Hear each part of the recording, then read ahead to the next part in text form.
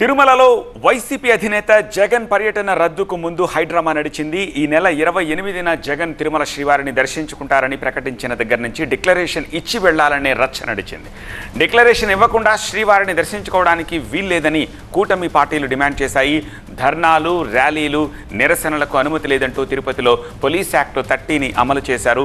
ఉద్రిక్తతల నేపథ్యంలో చివరి నిమిషంలో జగన్ తన తిరుమల పర్యటనను రద్దు చేసుకున్నారు.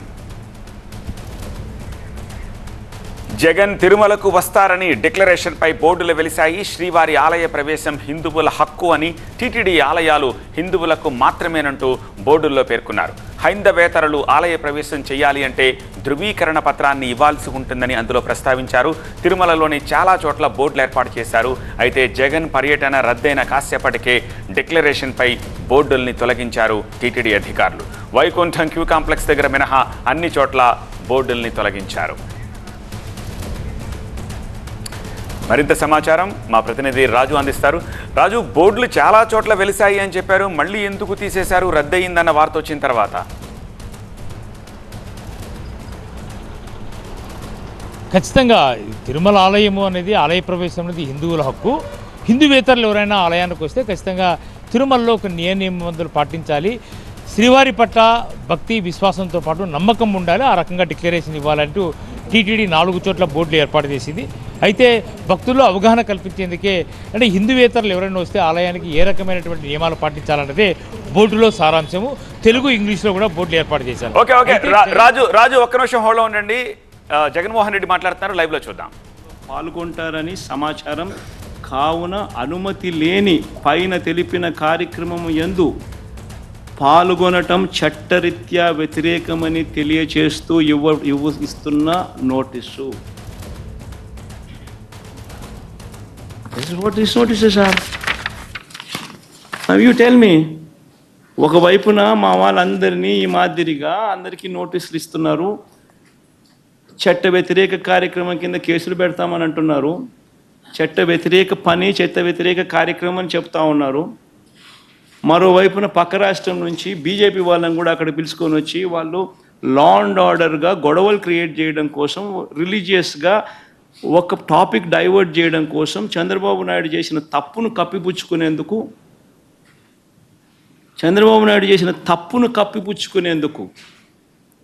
టాపిక్ డైవర్ట్ చేసేందుకు, డిక్లరేషన్ అనే టాపిక్ ద్వారా రాజకీయంగా టాపిక్ డైవర్ట్ చేసేందుకు, గొడవలు క్రియేట్ చేసేందుకు పక్క రాష్ట్రం నుంచి బీజేపీ వాళ్ళని పిలిపిస్తాడు, వైఎస్ఆర్సీపీ వాళ్ళని ఎవరిని రాకుండా చేసే కార్యక్రమం చేస్తున్నాడు, పోలీసులను మోహరిస్తూ ఉన్నాడు. నేను అక్కడికి వెళ్ళి ఈ టాపిక్ డైవర్ట్ అయ్యేట్టుగా చెయ్యడం ఇష్టం లేక, వెంకటేశ్వర స్వామిని ప్రేమించే వ్యక్తిగా, గౌరవించే వ్యక్తిగా టాపిక్ డైవర్ట్ కాకూడదు అనే ఉద్దేశంతో తిరుమల తిరుపతి లడ్డును చంద్రబాబు నాయుడు ఏ రకంగా అగౌరవపరిచినాడు, తిరుమల తిరుపతి వెంకటేశ్వర స్వామిని చంద్రబాబు నాయుడు గారు ఏ రకంగా అబద్ధాలతో అవమానించి అగౌరవపరిచాడో, ఆ చేసిన తప్పు సాక్ష్య ఆధారాలతో సహా బయటికి కనిపిస్తూ ఉన్న ఈ సత్యం బయటికి రావాలి. చంద్రబాబు నాయుడు చేసిన ఈ పాపం కడగబడాలి. ఈ పాపం రాష్ట్ర ప్రజల మీదకి రాకూడదు. పాపము చేసిన చంద్రబాబు మీద మీ దగ్గరే కట్టడి కావాలి. దానికోసం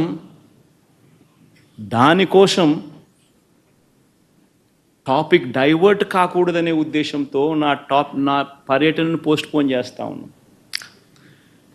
రాష్ట్ర వ్యాప్తంగా ఉన్న ప్రతి వైఎస్ఆర్సీపీ అభిమానించే వాళ్ళే కాదు, రాష్ట్ర ప్రజలందరూ కూడా, రాష్ట్ర ప్రజల శ్రేయస్సు కోరే ప్రతి ఒక్కరు కూడా, అందరినీ కూడా నేను కోరుతా ఉన్నా, మీ ప్రాంతాలలో, మీ నియోజకవర్గాలలో, మీ గ్రామాలలో, మీ గుళ్ళల్లో పూజలు చేయించండి. చంద్రబాబు చేసిన ఈ పాపం వల్ల వెంకటేశ్వర స్వామి కోపం వచ్చి రాష్ట్రం మీద చూపించుకోకుండా ఆ కోపం కేవలం చంద్రబాబు మీదకి మాత్రమే చూపించే విధంగా పూజలు చేయండి అని కూడా అందరినీ కూడా అడుగుతా ఉన్నా. సార్, ఇప్పుడు ఎందుకనంటే జరిగినది ఘోర అపచారం. వెంకటేశ్వర స్వామిని పలచన చేస్తూ, వెంకటేశ్వర స్వామి ప్రసాదాన్ని లోకువ చేస్తూ, జరగనది జరిగినట్టుగా, అనిమల్ ఫ్యాట్ వాడనిది వాడినట్టుగా,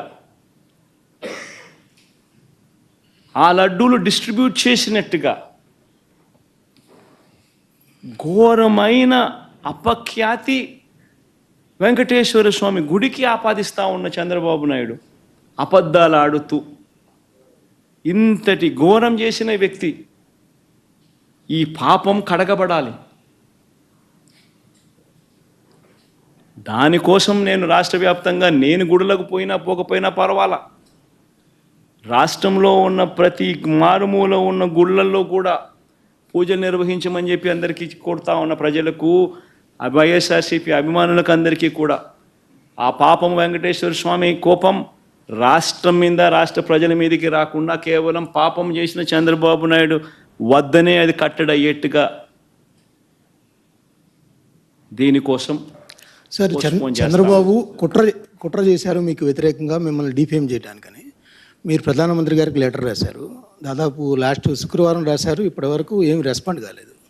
ప్రధానమంత్రి ఇక్కడ ఒక పెద్ద పుణ్యక్షేత్రంలో ఒక మతపరమైన విద్వేషాలు రెచ్చగొట్టే విధంగా కార్యక్రమాలు జరుగుతూ ఉన్నాయి. దీన్ని ఎలా చూస్తారు?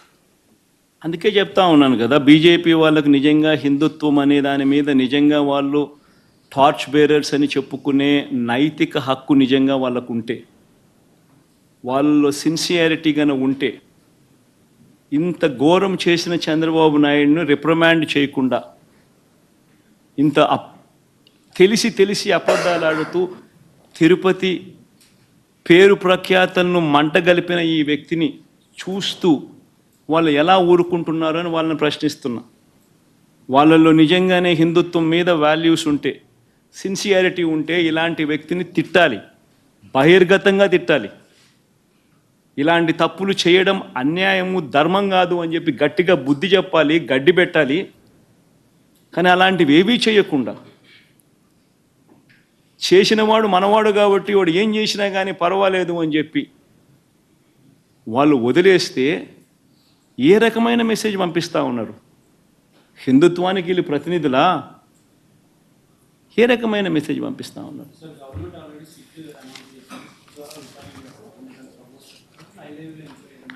ఇంతకుముందే చెప్పే కదా దుర్గా, అసలు సిట్ అనేది ఏమిటి? కళ్ళు ఎదుటే కనిపిస్తూ ఉన్నాయి సాక్ష్యాలు, ఆధారాలు.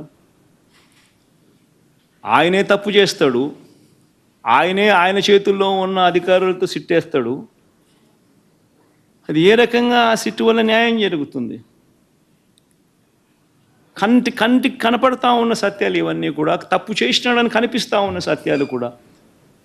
ఇవన్నీ నేను చెప్పినటువన్నీ కూడా వాళ్ళ ఈవో ఇచ్చిన స్టేట్మెంట్లు కానీ, వాళ్ళ ఈవో ఇచ్చిన వాళ్ళ రిపోర్టు కానీ, ఇవన్నీ ఏంటివి? కళ్ళ ఎదుటే కనిపిస్తూ ఉన్న సాక్ష్యాలు. ఎందుకంటే సిట్ ఏంది, ఇంకోటి ఏంది, మన్నేంది? కంటికి కనపడడం లేదా? చంద్రబాబు నాయుడు అబద్ధం అన్నట్టు, చంద్రబాబు నాయుడు అన్యాయం చేసినట్టు. చంద్రబాబు నాయుడుకి ఇప్పుడు జరగాల్సింది ఏమిటి అని అంటే, ఇలాంటి ఘోరమైన తప్పులు చేయకుండా తిట్టుబడాలి.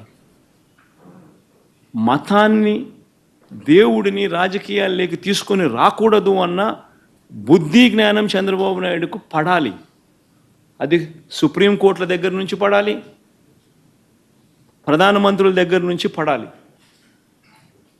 అప్పుడే ఈ మనిషిలో జ్ఞానోదయం చెంది కొద్దో గొప్ప మార్పు వచ్చి ఈ మాదిరిగా మన గుడులను, మన పరువును, మన ప్రతిష్టను, మన ప్రసాదాన్ని మనమంతట మనమే పెంచుకోవాల్సింది పోయి, గొప్పగా చెప్పుకోవాల్సింది పోయి, ప్రసిద్ధి ఇంకా పెంచాల్సింది పోయి, మనమంతట మనమే మన గుడిని, మన ప్రసాదాన్ని, మన ప్రతిష్టను మనమే ప్రపంచానికి పలచన చేసి చూపించుకుంటా ఉన్నాం. ఇదెక్కడ హిందుత్వం అండి? ఇదెక్కడ హిందూయిజం అండి? హిందూయిజం అంటే ఇదే, మన దేవుని మనం తగ్గించుకోవడం,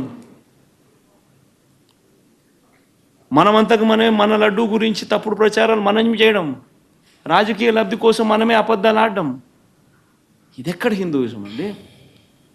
సార్ మీ ప్రభుత్వ హయాంలో పనిచేస్తున్న సుబ్బారెడ్డి గారిని వీళ్ళందరినీ ఇరిగిస్తానికి సిట్ వేశారంటారా?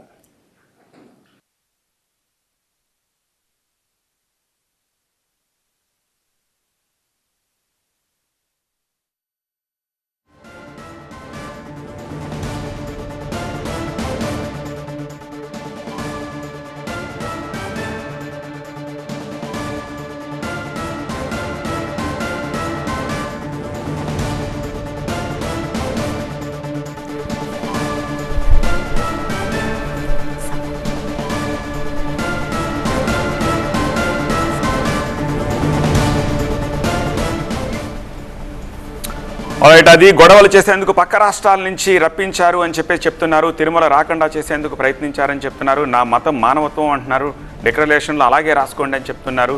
నేను ఇంట్లో 4 గోడల మధ్య బైబిల్ చదువుతాను, బయట అన్ని మతాల్ని సమానంగా చూస్తాను, సాంప్రదాయాల్ని పాటిస్తాను అని చెప్తూ ఉన్నారు. రాష్ట్ర ప్రజల శ్రేయస్సు కోసం అందరూ పూజలు చేయండి అని చెప్పి మొదటి ఇచ్చిన పిలుపుని కంటిన్యూ చేస్తున్నారు. ప్రస్తుతానికైతే నా పర్యటన వాయిదా వేసుకున్నా అన్నారు జగన్.